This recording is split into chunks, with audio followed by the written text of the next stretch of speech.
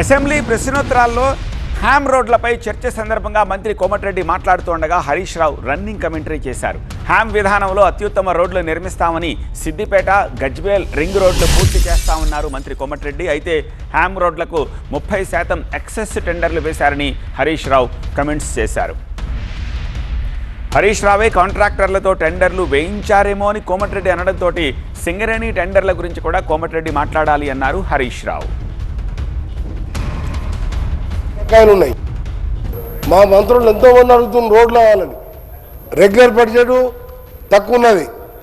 వాళ్ళు పెట్టిపోయిన బకాయిలు 4600 కోట్ల R&B రోడ్స్ మా డిపార్ట్మెంట్ బకాయిలు ఉన్నాయి.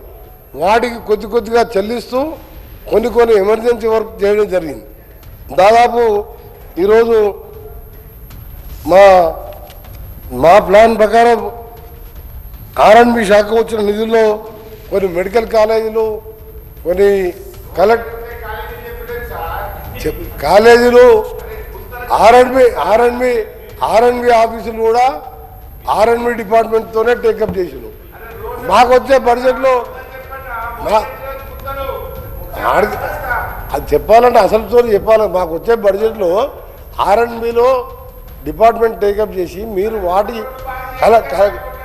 కలెక్టర్ ఆఫీస్లో బిల్డింగ్ చేయకపోతే మా బడ్జెట్కి వెళ్ళే వాళ్ళకి కొద్దిగా పేమెంట్ చేస్తూ కొద్దిగా ఆ క్లియరెన్స్ చేస్తున్నాం. ఆ కట్టినావు కలెక్టర్ ఆఫీసులో. ఇప్పుడు హరీష్ అన్న నువ్వు కలెక్టర్ ఆఫీస్ మంచిగా కట్టినావు, మరి పేమెంట్ ఇవ్వాలి కదా. నువ్వు పేమెంట్ ఇవ్వైతే కట్టుకుంటున్నాడు. ఇవన్నీ చదువుకుంటా రోడ్లు చేయాలంటే ఏం చేయాలి?